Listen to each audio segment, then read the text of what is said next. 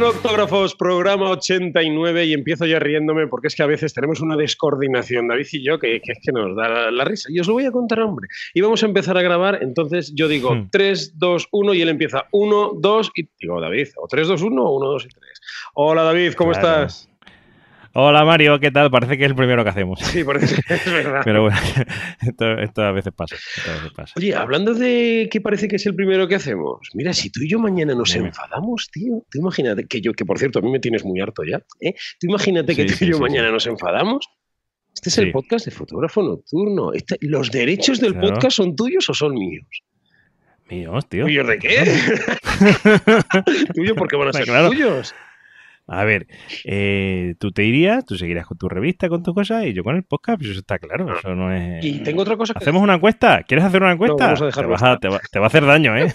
Otra cosa, mira, cuando estuvimos juntos en Costa Rica, que yo me dejé los filtros en el hotel aquella tarde, ¿te acuerdas que hicimos fotos con tu cámara? Claro. Bueno, claro. Mi rabo es tu rabo, tío. Sí, mi rabo es tu rabo, sí. Pero vamos a ver, la foto la vi yo, la cámara era tuya. Tú me ayudaste a configurar ahí unas cosas. ¿Esa foto de quién es? A medias, tío. ¿Cómo? ¿A medias? A medias. Sí. Claro. Esto, mira, se trabaja en equipo. En fotógrafo nocturno trabajamos en equipo. Sí, pero esto fotografía nocturna se trabaja en equipo. Necesitamos una regulación y tener unas bases, porque si no, aquí no podemos pegar tiros. ¿Te parece? Bueno, eso también me parece bien. Sí. Yo creo que es importante regularse. A ver, ¿quién es nuestro invitado especialista precisamente en todos estos asuntos tan peleagudos de los derechos de las fotografías? Y por favor, preséntalo. Pues hoy tenemos con nosotros a una de las personas, fotógrafo además, que más sabe de estos temas y está con nosotros esta tarde, Fran Nieto. Buenas tardes, Fran. Hola, buenas tardes. Bueno, Fran. ¿Qué tal? ¿Cómo estamos? Pues muy bien, encantado de estar con vosotros, que os escucho muchísimo y ya apetecía estar con los dos y con todos los noctógrafos. Muy bien. Genial. Gracias, Fran, por aceptarnos. Bueno, venimos a tocar un tema... Sí, perdón, jefe, perdón. Parece nuestro primer programa, oye. Hoy, ¿cómo está la cosa? Oye, sí. Hoy 2 horas hace poca. Ay, bueno, madre. Está bien que nos riamos un poco, está bien. No pasa yo conocí a Fran hace un montón de tiempo en Ferrol, ¿verdad? En tu ciudad, en algún curso que fui a hacer por allí. Y bueno, pues hemos estado alguna temporada hemos coincidido en algún sarao, otra temporada no hemos sabido el uno del otro. Lo cierto y verdad es que, bueno, pues aquí está Fran. Y Fran, por favor, para la gente que no te conoce, ¿quién es Fran Nieto?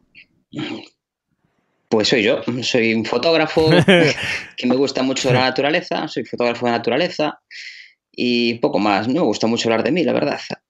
Soy fotógrafo de naturaleza, sin más, ¿no? Pero bueno, especialista. Eres autor de un libro y otro que viene en camino. O sea, que no solo eres fotógrafo de naturaleza, sino que ya tienes una dilatada experiencia. Oye, sí, que está bueno ser humilde, pero por favor, que quiero que la gente te conozca. Pues empecé a hacer fotografías hace ya casi 30 años, o 31 quizá. Y enseguida empecé a hacer fotografía de naturaleza, participaba en actividades con asociaciones ecologistas, utilizábamos las fotografías para concienciar. Y poco a poco, gracias a Internet, pues fui conociendo a alguna gente con la que salieron proyectos comunes. Me profesionalicé, empecé a pagar el IVA, IRPF y estas cosas como fotógrafo. Y poco a poco, pues entré en el mundo de la docencia, como tú también, de muchos cursos. Y se supone que sé bastante de macrofotografía, de paisaje, gestión de color, de Photoshop, de todo esto suelo dar cursos. Participo en muchos congresos a nivel nacional. Y como dices, pues también publiqué un libro con todo lo que sabía sobre macrofotografía, que tuvo una muy buena acogida para la poquita gente que hay, entre comillas, relacionada con el tema de macro. Pues ya llevamos 2 ediciones y quizá tengamos que hacer una tercera edición para satisfacer la demanda. Y ahora pues intentando sacar otro libro para adelante sobre otro tema que me gusta mucho, que es el de composición. Estuve mucho tiempo en la universidad, tengo varios títulos universitarios y entre ellos pues el de licenciado en Derecho, que es el motivo por el cual estamos aquí, para hablar un poquito de algo que normalmente solo nos preocupa cuando tenemos problemas. Efectivamente. Y que yo creo que es un tema que nos interesa mucho a los fotógrafos y que personalmente soy el primero que digo que desconocemos bastante, porque todo el mundo sabe un poco, pero poco de poco. Un poco de todo, pero mucho de nada, ¿no? Un poco un tema difícil, que es lo que dices tú, hasta que no te ves envuelto en algún problema, no echas mano de, pues, de algún profesional que te pueda asesorar. Y nosotros hoy desde aquí pues intentaremos dar un poco de luz y sacar 4 ideas claras de qué podemos hacer con nuestro material, ¿no? Cuando tenemos algún problema. Claro. En la fotografía nocturna, además, es que es muy fácil tener estos problemas porque hay mucha fotografía nocturna que se hace en equipo, ¿no? Entonces, Fran, voy a lanzar aquí la primera. Resulta que salimos 3 o 4 amigos a hacer una nocturna. David coge el flash e ilumina. Yo cojo la linterna, pinto con luz.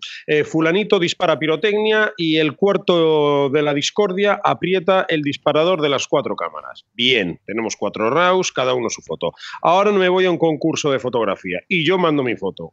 Oye, y da la casualidad que gano 1.000 eurazos.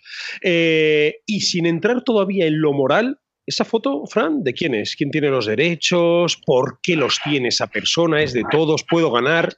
Ilumínanos. Sí, además es un tema que en fotografía nocturna es muy frecuente. Yo en los cursos que doy en la universidad sobre fotografía suelo poner estos ejemplos porque creo que son los más gráficos. Todos tenemos claro que si yo hago la fotografía, la pienso, la medito, voy al sitio, me pongo delante del paisaje, elijo el filtro, elijo el tiempo de exposición y disparo, está clarísimo que la fotografía es mía, ¿verdad? Eso no tenemos duda. Pero en el caso que me estás comentando, pues no es tan fácil. La legislación nos habla de 2 temas. Por un lado están las obras en colaboración y por otro lado están las obras colectivas. En las obras en colaboración, es la obra final es el resultado unitario de la colaboración de varios autores y por tanto corresponde a todos ellos. ¿Vale? Para divulgar y modificar la obra, en principio, se requeriría el consentimiento de todos los coautores. Y a reserva, salvo que digan otra cosa de lo pactado entre ellos, pueden explotar separadamente el resultado que hayan tenido, salvo que cause un perjuicio a los otros. Entonces, en el caso que me comentabas, posiblemente este fuera el caso que se aplicaría. La fotografía, cada uno tiene la suya, pero tenemos otro asunto que es el más frecuente en fotografía nocturna, que es la obra colectiva. Una obra colectiva es la que se crea por iniciativa o bajo la coordinación de una persona. Tú tienes una idea y dices, me hacía falta que alguien iluminara este castillo, pero claro, tú solo no llegas porque quieres tener la Vía Láctea y toda preciosa y tienes pues 20, 30 segundos para hacer todo el trabajo. Y con una linterna no se hace. Entonces te llevas a un grupo de amigos e iluminan. Entonces, en este caso, la aportación de estas personas es menor, no es como antes. No, pues dar un poquito más, espera que le doy por aquí, espera que le doy por allá. En este caso hay alguien que tiene la idea muy clara, va al sitio y varias personas la auxilian. En este caso, pues no habría una atribución individual a cada una de las personas, sino que sería el promotor el que tendría la autoría de la fotografía, salvo acuerdo entre las partes. Claro. Lo que pasa, Fran, es que, bien, hay una cabeza pensante, hay un líder que un poco da la idea y los otros vamos a decir que son los peones. Claro, pero si uno de los peones tiene otra percepción distinta y dice, no, perdona, tú líder y yo peón, esto lo hemos maquinado entre los dos, ¿dónde está la verdad? ¿No? Bueno, esto casi siempre se tiene que acabar dirimiendo en un juzgado, porque como hay muy poca jurisprudencia, pues es difícil decir que esto ya pasó y en general la gente por derechos de autor suele ir poco al juzgado porque normalmente no te compensa. Lo que es cierto es que la mayoría de las sentencias consideran que de las 3 fases que tiene un proceso creativo, la fase de preparación, la fase de captación y la fase del revelado o del retoque, para los jueces en la mayor parte de las sentencias que he podido leer, la más importante es la primera, la preparatoria. A pesar de la gran importancia que puedan tener las otras 2, interviniendo varios sujetos en cada una de estas fases, de estas 3 partes, la doctrina se inclina a considerar que la autoría recae en una persona que la ha pensado, en la fase preparatoria. Es que puede darse, en este mundo de la fotografía nocturna se pueden dar muchísimos casos. Es muy frecuente que una persona, cuando estamos con un grupito de 7, 8 fotógrafos, pues hay alguien que se encarga de disparar todas las cámaras, ¿verdad? Por ejemplo. Sí, y ese pues normalmente no interviene en nada. pero si no fuera por el que le da el botón, pues tampoco se podría hacer la foto. Ese hay que darle mínimo un 5%. Pero, a ver, para mí lo importante de una fotografía nocturna no es ni determinar la sensibilidad ni determinar el tiempo de exposición. Normalmente lo difícil de una fotografía nocturna es imaginar, es hacer la localización y por otro lado es iluminarla.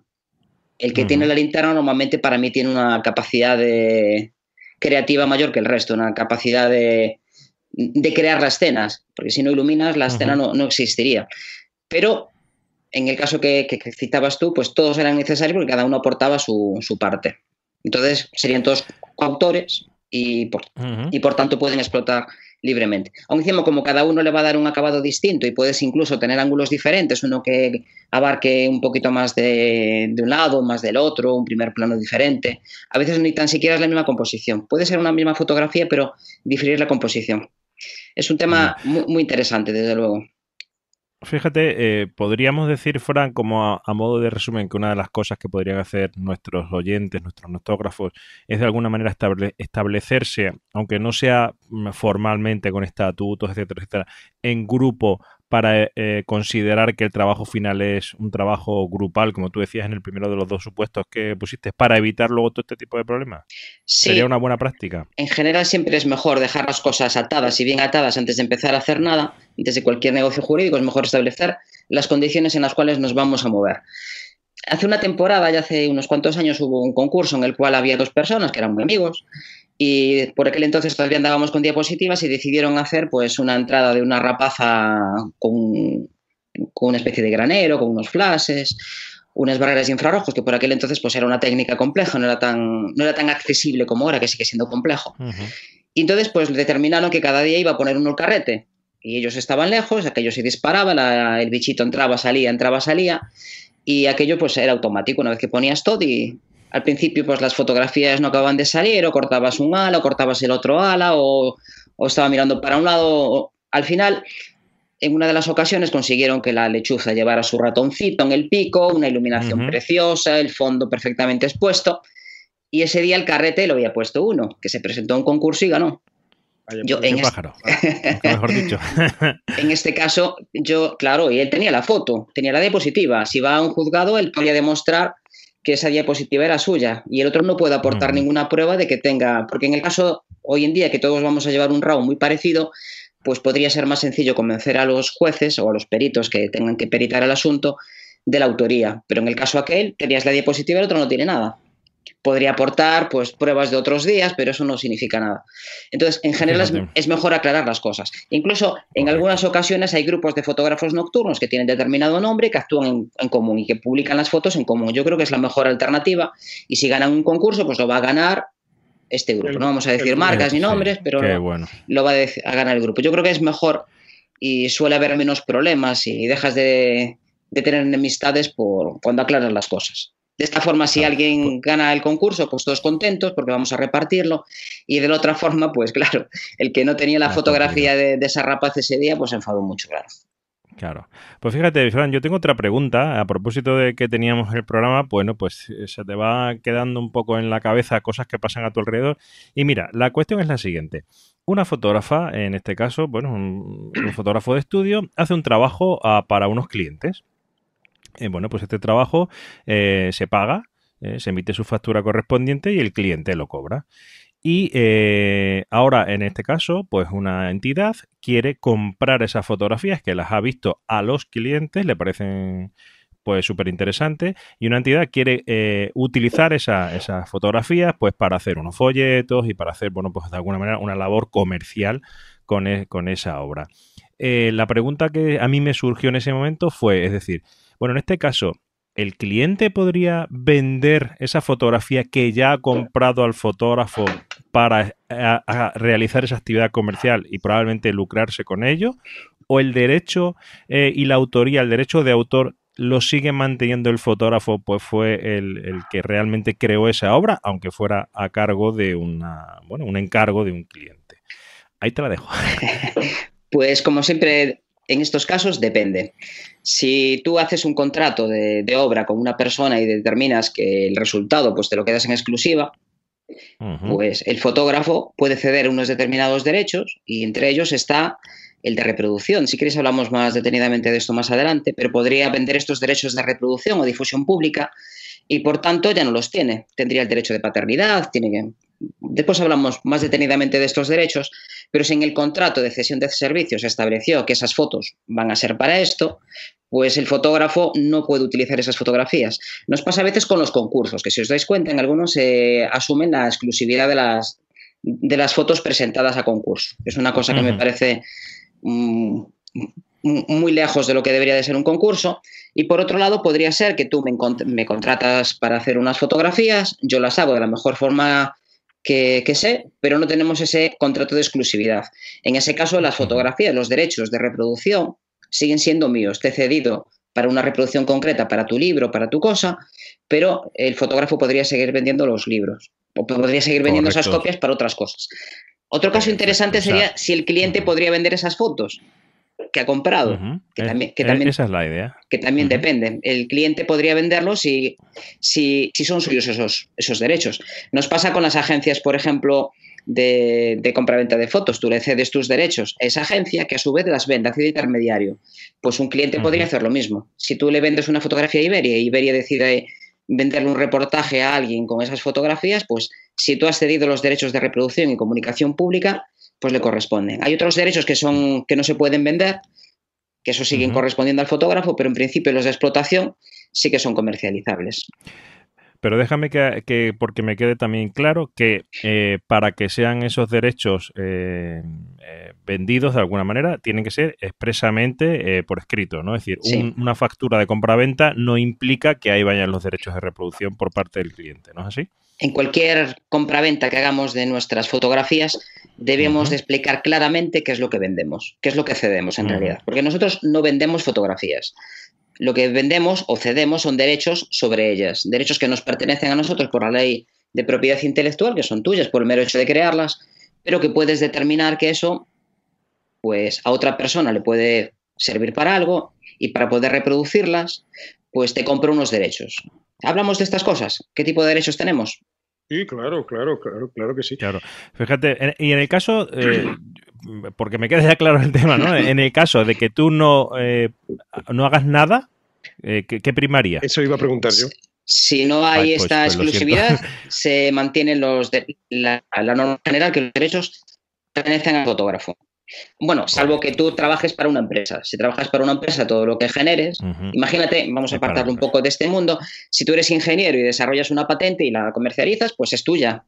Pero si tú estás trabajando para una empresa de construcción aeronaval, lo que tú saques de tu cabeza mientras estés trabajando a sueldo de esta empresa, le pertenece a esa empresa. Pero aquí estamos hablando en general de fotógrafos freelance, no que pertenezcan a una empresa. Pues... Dime. Fíjate que de dudas, ¿eh? Fíjate que digo que según vas hablando me surgen casos y casos en la cabeza de que no se te plantean en la vida diaria, la verdad. 1000 casuísticas distintas. Fran, yo tengo otra que se ve en las redes sociales a diario. La empresa... la que sea, ha cogido mi foto y está haciendo un anuncio de una playa con mi foto y encima le han quitado la firmita donde sale mi nombre. Se lo he dicho, les he mandado una factura y pasan 3 kilos de mí. Honestamente, ¿merece la pena ir a denunciarlo? Honestamente, en general, los gastos... es mejor un buen acuerdo o un mal acuerdo que un buen pleito. Esto está siempre claro, ¿no? Lo que pasa, mira, este es el caso que le pasó a un conocido que se puso en contacto conmigo, que le habían hecho esto, habían cogido una de sus fotografías, una foto muy bonita, y la utilizaron para un calendario de una entidad. Les gustó la foto, entonces él ya estaba pensando en ir al juzgado y le dije, mira, ponte en contacto con ellos, diles que este es tu trabajo, le dije que les mandara una factura y al mismo tiempo que si les gusta realmente tu trabajo, que puedes hacer otra serie de trabajos similares y que a lo mejor les interesa. A raíz de esto, él consiguió comprar, que le pagaran su fotografía y está haciendo algunos trabajos para esta entidad. Es una buena forma de divulgar tu trabajo si no te enfrentas directamente a alguien. Recuerdo otro caso también de una empresa importante que utilizó la fotografía de una amiga y era una empresa que había subcontratado determinados servicios para hacer una cartelería, para hacer unos... Bueno, era la Vuelta Ciclista a España en realidad. Y pues encontró que uno de los suministradores pues había hecho algo que no estaba bien. Se puso en contacto con ellos y llegaron a un acuerdo. Lo más importante es localizar primero quién es la persona que ha infringido nuestros derechos y llegar a un acuerdo. Si esto falla y estamos suficientemente enfadados, pues siempre nos cabe la vía civil. Podemos ir a un pleito, si la cantidad no es muy alta, si lo que pedimos no es muy alto, menos de 1.500 euros, pues sería un juicio de menor cuantía y no necesitaríamos ni abogado ni procurador, simplemente demostrar que la fotografía nos corresponde. Para esto normalmente hace falta un perito. El caso que me planteas me tocó a mí de peritarlo en la Audiencia Provincial de Coruña. El asunto, resumiéndolo mucho, que no tenemos tampoco mucho tiempo, era que un fotógrafo hizo una serie de libros para un ayuntamiento, sí, por medio de una empresa intermediaria que era la que los maquetaba y sacaba el proyecto adelante. Pasó un día por allí el concejal y, bueno, ¿te traes alguna fotografía para la web? Que vamos a hacer una web y estas cosas. Vale, hay un disco por ahí, llévalo y ya está. El concejal llevó su disco, él estaba convencido de que las fotos pues se la habían dado. Estaba en un cajón y se lo dio. Y se publicaron las fotos en la web y el fotógrafo, cuando lo vio, pues se puso en contacto con el ayuntamiento le dijo que las fotos a él ya las había pagado para el libro y por tanto pues ya estaban pagadas, eran de él.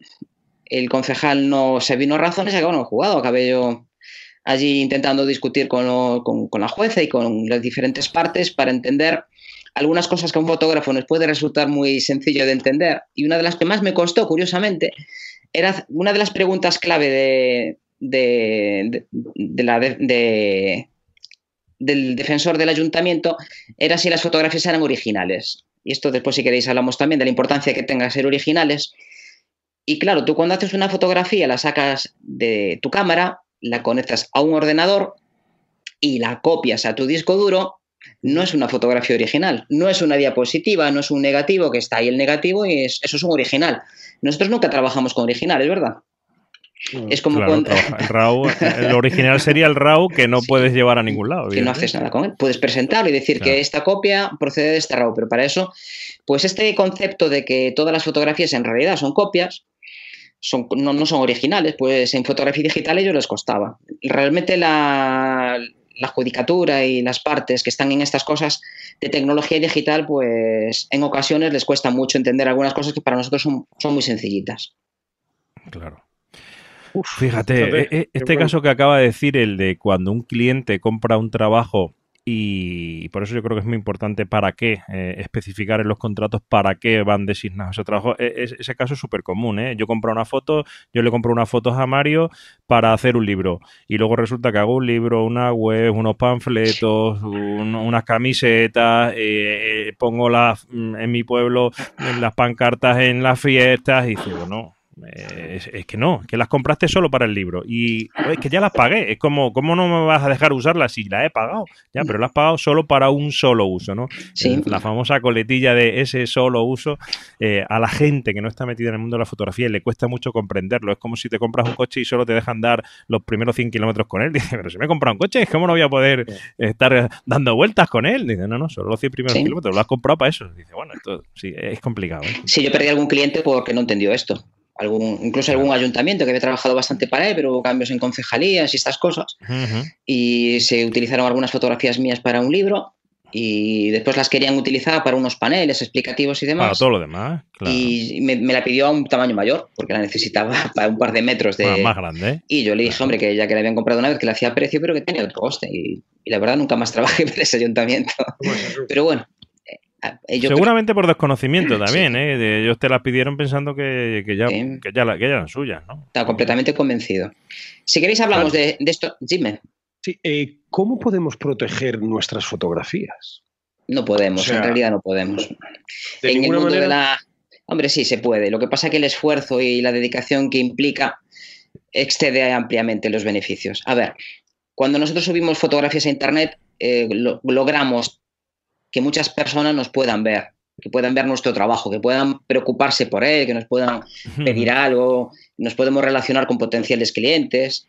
Hoy en día, cuando alguien quiere contratar a un fotógrafo, pues mira lo que hace. Lo mira en las redes sociales, mira un fotógrafo de bodas, pues todos miramos. Mira qué está haciendo mira qué está haciendo el otro. Eso tiene un coste. Y es que cualquier persona puede utilizar una fotografía tuya para algún fin. Aquí o en otro lado. Cuando empezó esto de lo digital siempre se decía Claro, tú pones las pequeñitas que no se utilizan, así no se pueden imprimir. Y bueno, no se pueden imprimir, depende para qué, depende con qué calidad. Yo recuerdo hace poco montamos una exposición sobre el centenario de una escuela que tenemos aquí, y con una fotografía de 2000 píxeles, pues yo hice una copia de 4,5 metros, y la verdad que me sorprendió incluso a mí lo bien que se veía. Con las técnicas adecuadas se puede interpolar mucho. Claro. Pero es que la mayor parte de las fotografías no se imprimen. El que te coge una fotografía de una web la va a poner en otra web. Y entonces, si a ti te vale a 800, al otro le vale 800 también. Las firmas, me hace mucha gracia esta gente que pone una firmita pequeña para proteger sus fotos. Eso se quita con 3 clics de ratón. Si vas a poner una marca de agua, pon una marca de agua visible, grandota y en el medio de la foto. Eso, claro, las estropea. O no la pongas, ¿no? O no la pongas. No nos gusta, a nadie nos gusta. Yo pongo alguna cuando creo que pueden copiarlas. Yo ahora mismo tengo algunas causas denunciadas por utilización de fotografías mías. Me puse en contacto con ellos, reincidieron. Además, no me gustó porque, en principio, yo se las habría cedido, era un proyecto interesante, se las habría cedido sin ningún problema gratuitamente. De verdad que ningún problema. Yo colaboro con muchas entidades y siempre que me han pedido una fotografía y no hay ánimo de lucro, yo siempre he cedido fotografías. Pero en este caso, se lo dije una vez, había cogido fotografías de otras personas, me puse en contacto con él muy amablemente, le expliqué que esto no se podía hacer. Me avisaron que tenía fotos mías, yo me di cuenta que había fotos de otras personas. Ello era sistemático, estaba llenando su blog de fotografías que no eran suyas para potenciar pues el turismo en Galicia. Y en un momento determinado me dijo que él que no estaba para dispendios. Y a mí lo de dispendio me molestó. Ya te tocó la moral. Sí, la palabra esa, porque además la persona sabía perfectamente lo que significaba, yo también. Y dispendio es estar a las 4 de la mañana tirando por algún lado para hacer una vía láctea a las 6. Eso es un dispendio de tiempo, de esfuerzo y de recursos. Y si te lo están diciendo, no sigas por ahí. Así que al final a veces pues no nos queda otro remedio que ir al juzgado. Pero en general es que el esfuerzo de estar todo el día protegiendo tus fotografías, es mejor que te la use alguno y no perda tanto tiempo, creo yo. Y si tienes mucho interés en que nadie las use, pues hay algunas empresas que insertan marcas de agua que no son visibles, son marcas de agua que van dentro de los metadatos, dentro de la estructura del propio JPG, que son buceables. Una vez que estás dentro de su servicio, pues puedes ver dónde están tus fotografías y emprender las acciones legales. Pero si lo haces, es que estás todo el día litigando. Y eso tiene un coste también. Yo creo que es importante que cuando que sepamos en general el hecho de exponer una fotografía a la red, pues un poco que al final la estamos dejando metida en una botella en el mar y que cualquiera se la puede encontrar. Pues sí. Entonces, es decir, por lo menos que sepamos eso, ¿no? Es decir, que a los riesgos, los beneficios que puedes obtener, porque se está viendo tu trabajo y a alguien le puede gustar y te puede poner en contacto contigo y decir, oye, te quiero comprar o te quiero contratar, sí. Pero también los riesgos, ¿no? De perderlas y que ese sobreesfuerzo del que tú hablas por intentar conseguir que no te la quiten, ¿no? Que no te la desprotejan, como decía Mario, pues es que no merece casi ni la pena, ¿no? Es decir, bueno, sabiéndolo, yo fíjate, a mí todo lo que nos estás contando me está dejando la cabeza, quizás está convenciéndome de que lo que yo pensaba era lo correcto, ¿no? No vamos muy desencaminados. Y luego hay otra cuestión importante también, que si tú pones una fotografía de una localización preciosa que has estado madurando durante mucho tiempo y alguien la ve, pues yo puedo ir allí, aquel banquito que está muy chulo con la Vía Láctea detrás, claro, además como está allí la fecha en la que la publicó, pues yo voy el mismo día, al año siguiente hago una fotografía igual. Claro, pero es que nos estamos exponiendo a esto y me imagino que a vosotros habrá pasado alguna vez que fotografías tuyas, pues después las ves a otras personas y se parecen enormemente. Los mismos sitios, los mismos ángulos, pero es que forma parte de esto. Si no eres el primero en publicarla, también puede caber la posibilidad de que el otro te adelante, sí. O sea, Fran, hablabas antes de los derechos que tenemos y uno de los derechos es el derecho de remuneración. Sí. Por favor, háblanos de él. Bueno, el derecho a cobrar por tu trabajo es una cosa que alguna gente todavía no ha entendido que tiene que ser así. Es una cuestión que se recoge ya en el Convenio de Berna y en la Declaración Universal de los Derechos Humanos. Nuestra Constitución, el artículo 35, también establece el derecho al trabajo y a una remuneración que sea suficiente para satisfacer nuestras necesidades. Y en general hay muchas personas que cuando empiezan a profesionalizarse, pues consideran que aunque un trabajito pues no te lo paguen, pero más adelante quizá, o bueno, me van a pagar muy poquito, pero bueno, es una oportunidad de que me conozcan. En general, si un cliente es malo, lo va a ser siempre. Si un cliente no quiere pagar por una fotografía que necesita, porque el que la necesita es él, yo no necesito hacer su fotografía, él necesita que yo se la haga. Somos nosotros los que prestamos el servicio y el que presta el servicio es el que le pone precio. Pero bueno, es muy frecuente que mucha gente en sus primeros trabajos o no sepa cuánto tiene que cobrar, no tiene por qué saberlo, porque en realidad es complejo, también podemos hablar de esto, y decide pues o regalarlo o ponerlo muy barato pues para conseguir que sus fotos se vean expuestas. Y ya a veces con eso ya tenemos experiencia, por ejemplo. Sí. Claro. ¿Cuál es tu opinión al respecto? Alguien que dice, fotógrafo de bodas, dice, es que yo no puedo, o sea, me quiero dedicar, pero no tengo una experiencia como para decir, pues mira, la boda te cuesta 1.000, 2.000 o 3.000 euros. A mí si me dan 200 euros, vamos, es que casi prefiero ir gratis, bueno, pues para tener esa experiencia, porque si me quiero dedicar, pues a caminar se aprende caminando, ¿no? Pues a hacer fotografía de bodas se aprende yendo a bodas. No tengo alguien con quien ir de adjunto, entonces me tengo que tirar un poco a la piscina con los conocimientos que tengo. ¿Prefiero cobrar 200 euros o no cobrar? Bueno, el caso que me planteas lo podría entender en alguien que intenta acceder a este mercado. Yo no le recomendaría a nadie que no está completamente seguro de que esa boda va a quedar bien, que se lanza a la piscina, como dices tú. Si no estás seguro de que conoces lo suficiente, y si conoces lo suficiente deberías de cobrar por tu trabajo. ¿Cuánto? Pues en función de tus gastos y de lo que puedas aportar tú. Desde luego, trabajar muy por debajo del precio del mercado. Cuando tú trabajas para unos novios, unos primos, unos sobrinos, unos amigos o alguien, pues puedes llegar a un acuerdo privado con ellos. Hombre, igual se divorcian y dentro de una temporada pues te vuelven a contratar otra boda. Cosa distinta es que abras un negocio y decidas cobrar la mitad que los del entorno, porque así haces más bodas. Entonces, en ese momento lo que vas a hacer es el fotógrafo barato, y cuando eres el fotógrafo barato y pretendes después subir el precio, lo que van a percibir la gente, mira el cabrito este que empezó por 4 ahora me pide 8. ¿Os acordáis? Sí. Que es muy interesante cómo funciona la cabeza con los precios? Porque decía el refrán que es de necio confundir valor y precio, pero es muy frecuente en el mercado. Cuando salió WhatsApp, al principio recordáis que era de pago. Excepto para los de la plataforma de Apple, que los de Apple siempre tuvieron que pagarlo. Cuando empezó la historia de que quizá había que pagar por WhatsApp, pues se montaron unos líos de cuidado. Yo recuerdo a mi madre que estaba un día enfadadísima porque, claro, primero te dan la droga y después te la cobran. Y estaba súper enganchada con el WhatsApp. Y yo le dije, pero a ver, ¿cuánto tienes que pagar al año? Ah, no sé. Pues es 1 euro, son 89 céntimos creo que era. Y entonces se quedó más tranquila, pues que no tengo por qué pagarlos. ¿Y por qué no tiene? Claro. Pues nos gusta poco pagar, ¿verdad? Sí, sobre todo cuando algo es barato. Cuando te suben el precio, consideras que es injusto, porque si antes a ti te compensaba por 40 y tú has accedido a un mercado y has hecho unos clientes que quieren pagar 40 euros por esto, por este servicio con estas prestaciones, y ahora resulta que el de 40 pues cobra 60 y tú no has buscado ese nicho de mercado, porque si tú quieres ir a un médico que sea muy bueno, no vas a un médico que te cobre 30 euros por la consulta, te vas a un médico que tenga una consulta súper guapa, con una entrada magnífica, que te ponga el café, que te sirva unos churros, que te atienda y que igual no sabe más que el otro, pero la experiencia, la sensación de lo que has comprado es muy diferente. Es como entrar en una tienda de fotografía o entrar en otra, las que tienen mucha luz, las que tienen dependientes y puedes probar todo lo que quieras. No es lo igual entrar en VIH en Nueva York que entrar en una tienda del barrio que tiene muchas menos cosas. Los precios son distintos, la experiencia es distinta. Y cuando tú ya has pasado a ser el fotógrafo barato, los posibles clientes que estaban dispuestos a pagar 40 euros, cuando tú cobres 60 van a buscar otro fotógrafo que cobre 40 euros.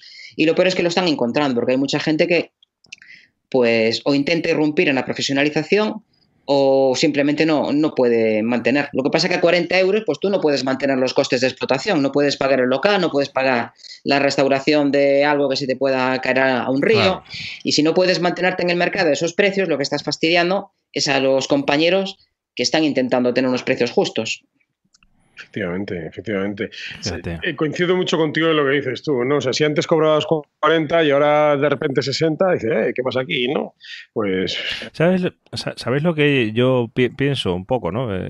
Escuchando todo y un poco eso que ocurre, eso de empezar con los precios bajos, yo creo que en el tema de la fotografía, por ejemplo, al contrario que otras disciplinas, a ti te puede gustar mucho el derecho, Fran, pero tú no puedes ejercer de abogado hasta que no tienes la licenciatura terminada. O sea, es decir, mira que a ti te gusta y te bebes los libros de derecho romano y de derecho civil y el código penal y eres un entusiasta del derecho, pero a ti no te dejan ejercer hasta que no tienes el título de licenciado de derecho, ¿no? O sea, es decir, es un trámite por el que hay que pasar.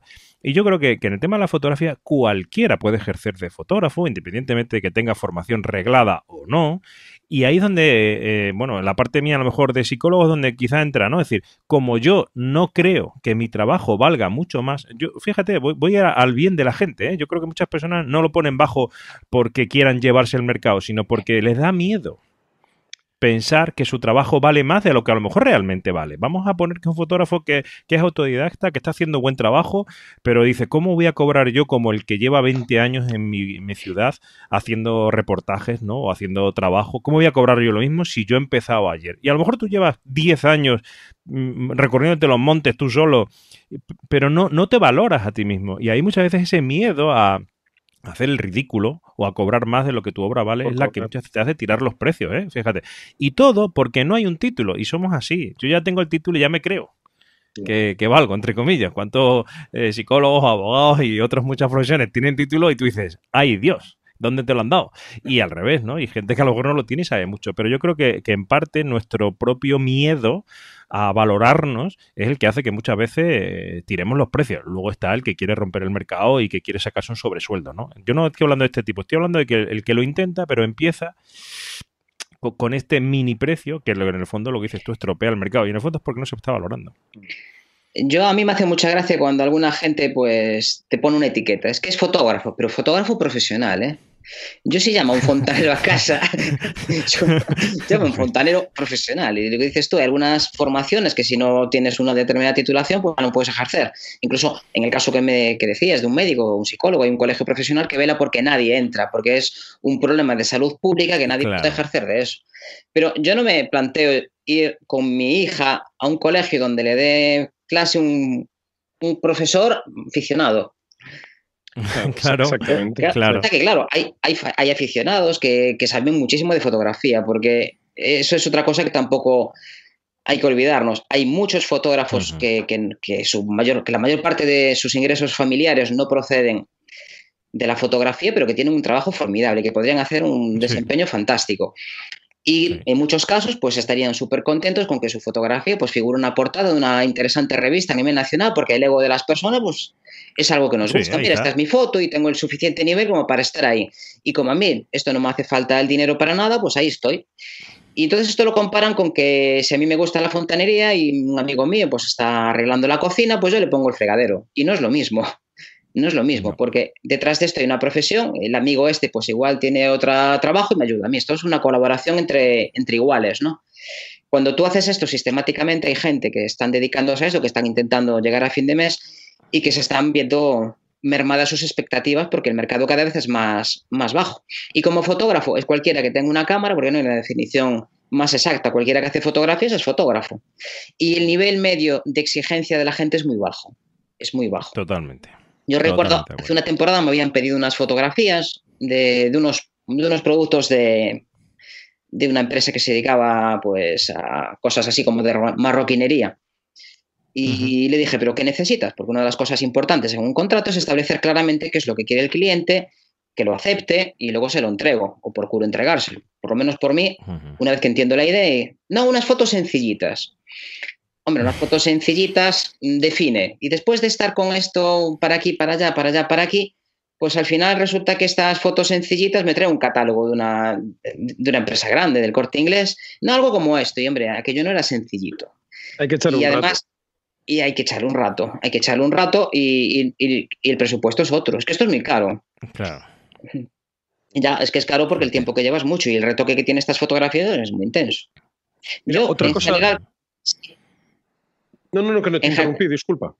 En general, cuando cuando yo hago retoque de algo, si es para un amigo o para un cliente, si hago retrato, por ejemplo, de quitar algunas arrugas, de estas cosas que casi no se notan, nunca se lo digo. Y normalmente pues se sienten muy agradecidos y mira qué guapo me sacó y tal.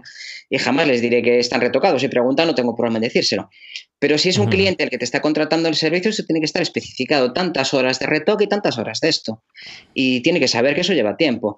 Hace una temporada me habían encargado una boda, que yo normalmente bodas hago las justas y las imprescindibles, y pues la persona se quería casar en un lugar concreto, y cuando llegamos allí, pues el lugar concreto era una finca donde habían metido el arado y aquello estaba en tierra. Ni verde había, aquello era horrible. Y me dice, no, pero después ya le pones tú un Photoshop. Y yo, a ver, es que no venimos aquí, porque para esto las hacemos detrás de si lo voy a cambiar en Photoshop. En un estudio y ya le pongo luego yo el fondo que quiero. Te pongo unas Highlanders escocesas. Y es mucho más sencillo con fondo blanco que con lo otro. El recorte es mucho más sencillo y con medios de capa lo puedes hacer. Pero la gente asume que este tiempo que te lleva a ti, o una camisa que te queda pequeña y ya me la arreglarás. O es que esto es un montón de tiempo. Pon una camisa más grande. El tiempo de un fotógrafo se valora muy poco. Se valora muy poco. Hay un tema que no quisiera dejar de tocar y es si tienen los mismos derechos aquellos fotógrafos dados de alta en Hacienda en el epígrafe correspondiente, ¿vale? Como fotógrafos o que pagan su autónomo, y aquel que es aficionado. Exactamente los mismos. La ley de propiedad intelectual no discrimina. Bueno, vamos a empezar que esto no hemos hablado todavía de lo que dice la legislación. Lo primero que es verdad. Lo primero que hay que definir, yo creo que es una obra, porque hablamos siempre de obra fotográfica. Una obra es una producción, una creación literaria, artística o científica en un soporte, determinado soporte, que puede ser tangible, algo que se pueda tocar, o intangible, un soporte informático. Y la legislación es tan amplia que incluso habla de actualmente conocido o que se invente en el futuro. Cuando hablamos de autores, es la persona que crea esta obra y tenemos derecho solo por crearla, no hace falta registrarla ni hacer nada, no es obligatorio registrarla, solo por el hecho de crearla y poder demostrar que tú eres el padre o la madre de esta obra, pues tienes los derechos que se irrogan de la ley. Si queréis los vemos con calma, con calma, con mucha calma, no. Bueno, daría para 3 programas más.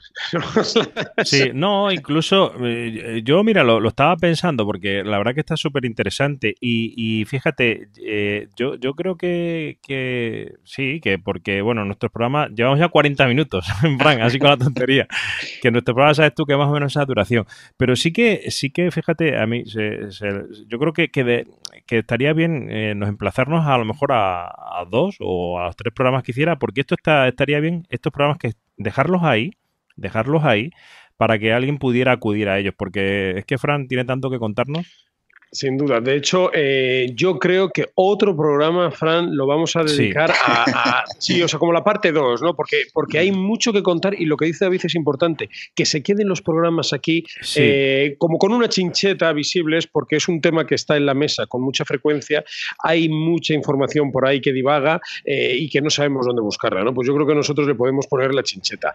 Pero, Fran, sí, por favor, danos, en base a tu experiencia, algunos consejos que podamos seguir. Vale, yo por lo que tú me has dicho saco varias conclusiones. El primero, si te quitan una foto, bueno, más vale un acuerdo malo que un pleito bueno, pero yo la conclusión que llego es que no merece la pena denunciar por una foto que te haya quitado la agencia de viajes de mi pueblo, porque no vas a sacar nada. ¿Estamos en lo cierto? No, sacar vas a sacar. Si vas a los tribunales, pues acabarán dando... Pues depende del valor económico que se haya obtenido con la fotografía. Esto hay que demostrarlo. Hay 2 cosas en derecho, que es por un lado el lucro cesante, lo que has dejado de ganar, y por otro están los daños que te haya podido causar. Esto hay que demostrarlo y corresponde a la parte demandante decir, pues esto para mí ha supuesto este perjuicio. Porque el juez de estas cosas no tiene ni idea, él sabe de derecho, pero de otras cosas no sabe. Si es un juicio por lesiones, pues tiene que llamar a un médico o especialistas dentro del juzgado, que el médico forense que dice, pues esto. En general, si estás suficientemente enfadado, puedes llegar. Lo que pasa es que en derecho hay algunas sentencias en nuestra ley. Por un lado, habla de las fotografías que tienen una serie de derechos y los voy a citar muy rápidamente. Si queréis, en otro momento los hablamos, pero creo que es interesante. Sí, no, Fran, no tienes que dejar otro programa. Te tienes que buscar el hueco y esto pero que los nombre, pero que los nombre, aunque sea... Sí, ¿no? Que los nombre, sí, pero que tú vete pensando qué día vamos a quedar ya para la siguiente, porque esto tiene que quedar ahí y porque te digo, porque esto nadie se va a poner a leerlo. Si lo escuchas es más fácil. Es curioso que siempre que se habla de derecho, pues siempre lo ven como una cosa súper árida y muy dañina y esto, no, pero es que repelús, pero es que tú lo explicas bien también, que bueno. Yo no tengo ni idea y me está resultando súper clarificador tu forma de contarlo, ¿no? Pues me alegro, que el tema a veces es un poco espeso y en internet hay muy poca información sobre estas cosas. Poquísima. Mira, en derechos nosotros tenemos, por un lado, los derechos morales, que son totalmente irrenunciables y son imprescriptibles e inanilables. Mientras tú estás vivo, incluso algunos después de tu muerte, mira, los derechos que tenemos, y a ver si no me queda ninguno por el camino, son decidir si nuestra obra va a ser o no divulgada. Nadie te puede coger una fotografía que tú tengas en un sitio y ponerla en otro porque le dé la gana. Determinar si la vamos a publicar con nuestro nombre, con un seudónimo o anónimamente. Exigir que nosotros somos los autores. Si queremos que nuestro nombre vaya a pie de la fotografía, lo podemos exigir. Otra cosa es que al final, pues en algunas editoriales, pues deciden no ponerlo.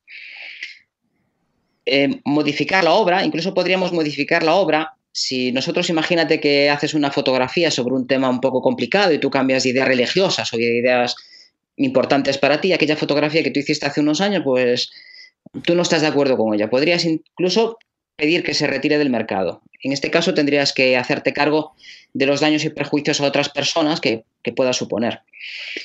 Y por otro lado, están los derechos patrimoniales, que son los que más estamos citados. Los derechos que nosotros tenemos, estos que he dicho hasta ahora, los puedes ejercer siempre y no te los pueden quitar. En un concurso se pueden quedar con todos los derechos que quieran, pero si tú exiges que debajo de la fotografía vaya tu nombre, lo puedes solicitar. Los derechos económicos, los derechos patrimoniales o los derechos de explotación, como queráis llamarlos, son el derecho de reproducción, de hacer una copia para una exposición, por ejemplo. El derecho de comunicación pública, que una copia de tu trabajo puede ser visto por varias personas. Por ejemplo, en una exposición tú haces una copia, está el derecho de reproducción de esa copia y el derecho de distribución. Imagínate que en esa exposición pues hacen una serie de catálogos y tu fotografía se reproduce en diferentes catálogos que son vendidos. Ahí estaríamos hablando de una distribución. En una revista te cogen una fotografía, te la publican, te la pagan y muchas personas tienen acceso a una copia de tu trabajo. Y por otro lado está la comunicación pública, que un mismo ejemplar es visto simultáneamente por muchas personas. Este sería el caso de una exposición donde tu copia es vista por muchas personas, o imagínate que una fotografía tuya pues acaba en un anuncio en la televisión. O una obra de teatro, pues de fondo, de telón, de fondo.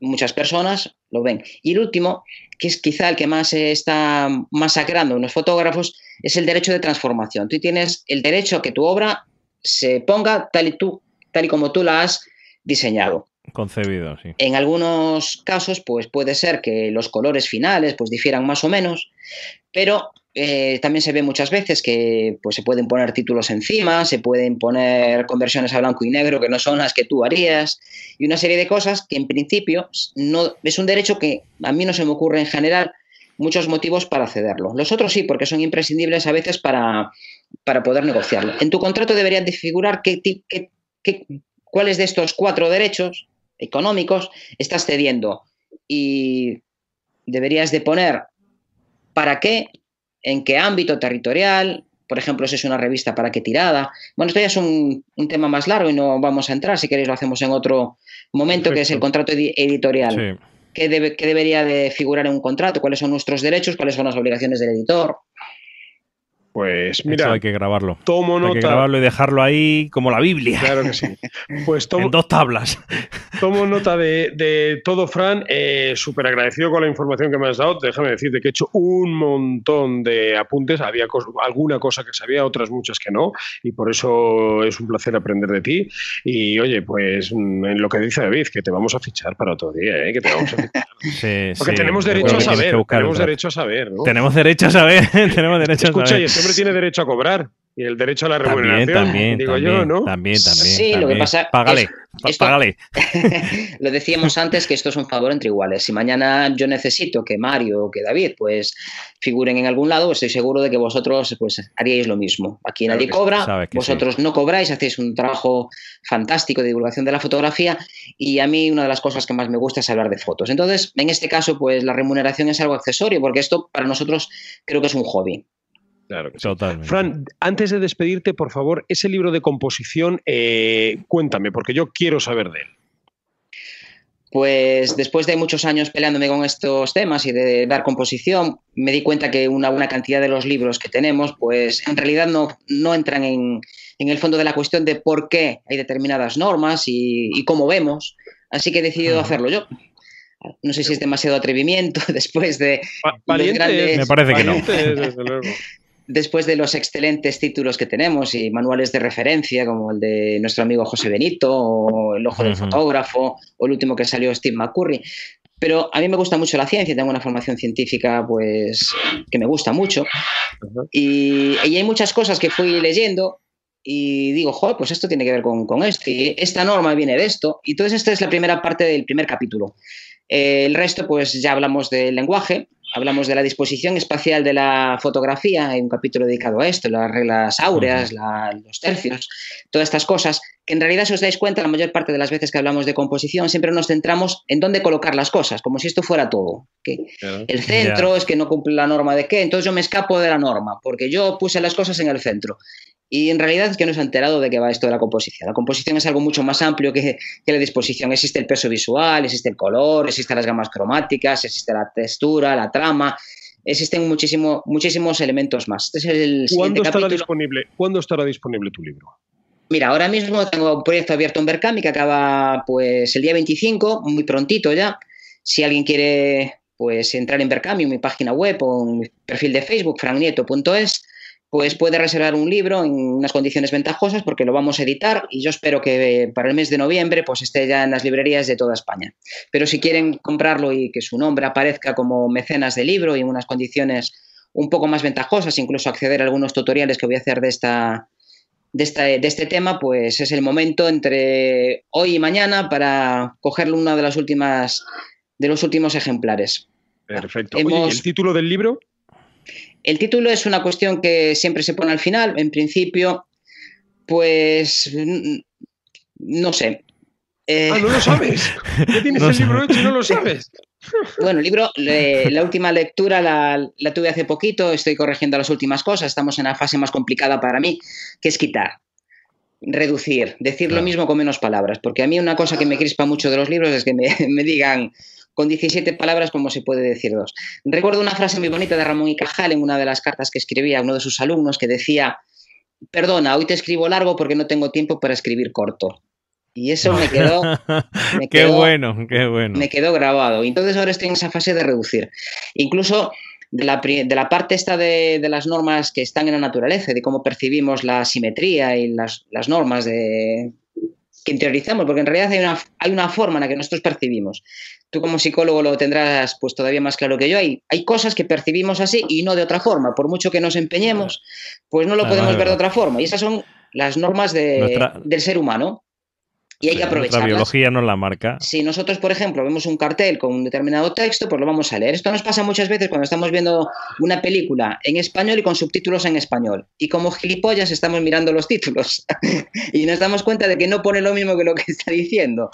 ¿Pero por qué lo lees? Porque no puedes evitarlo. Nuestro cerebro, una vez que aprende a leer, no puede evitarlo. Cuando tú ves una fotografía y determinadas cosas que te atraen, que para mí le he puesto nombre original de atractores visuales, y son unos cuantos, una figura humana, unos ojos, siempre te van a atraer las cosas que están enfocadas, las cosas de máximo contraste, algo muy clarito sobre fondo oscuro, los cielos quemados, que por eso no nos gustan nada. Fran, me estás estropeando el programa de noviembre, cállate ya.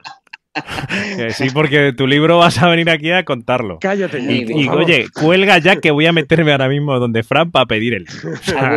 Venga, a acabar. Disposición. En Berkami lo podéis encontrar y precio especial para los que confíen en mi trabajo. Después, si no os gusta, no se devuelve el dinero, lo siento. Mala suerte. Pero tengo derecho. Lo ponen en el contrato. Lo ponen en el contrato. Bueno, Fran, muchísimas gracias por tu tiempo. Nos queda un sabor de boca de ver una persona completa, formada y sobre todo con ganas de compartir. Te volvemos a convocar para nuestro podcast, que tanta falta nos hace gente como tú. Y muchísimas gracias por tu tiempo una vez más. Un abrazo fuerte. Cuando queráis, podemos hablar de otras cosas que no sean derecho, que esto aburre más a la gente. Bueno. Yo estoy con Mario en que agradecerte sobre todo la sencillez con la que nos has hablado de temas jurídicos, que nunca es fácil, y de derechos, y si alguien como yo lo ha podido entender, pues seguro que todo el mundo lo ha sabido captar, por lo menos estas 4 ideas fundamentales, ¿no? Yo creo que hay que seguir un poco ahondando en estos temas y dejar esos 2 programas ahí grabados como dónde tirar para cuando tengas un problema, ¿no? Es decir, por lo menos que tengas unas líneas directrices. Así que te emplazamos a los próximos 2 podcasts, el del libro y el de la segunda parte de este. Ya te has comprometido en público, esto ya no puedes echarte atrás. Esto ya tenemos derecho los noctógrafos a tenerte aquí. Yo nunca me he hecho para atrás. Nunca he dicho a nadie que me ha propuesto algo que no. Es una cosa que no soy capaz de decir que no. Y de verdad que no me ha ido nada mal. Muy contento. De verdad que muchísimas gracias. Venga, Fran. Pues me alegro de que os haya gustado. Gracias, amigo. Queridos noctógrafos, un saludo para todos. Os dejamos con este buen sabor de boca que nos ha dejado Fran. Y Lúmenes a cascoporro. Un abrazo y buenas fotos y nos vemos en el siguiente episodio. Hasta Bye. Luego. Chao, chao.